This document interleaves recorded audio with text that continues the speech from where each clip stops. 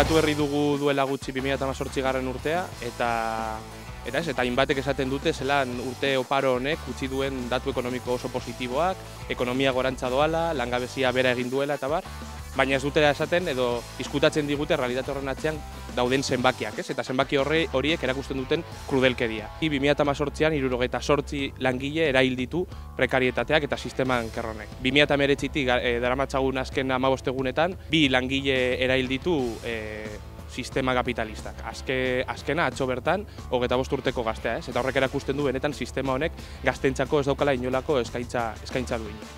Eta horregatik gaur egin dugu ekimena Bizkaiko patronalean, Zebeken, salatzeko egoera krudeletan kerrau, eta zentzu horretan deitzen dugu Euskal Herriko gazteriari, otsailaren 16an Bilbon egingo dugun mobilizazio horretan parte hartzeko. Prekarietatearen aurrean, denon parte hartzea, denon aktibazioa eta denon mobilizazioa beharrezkoa izango dela.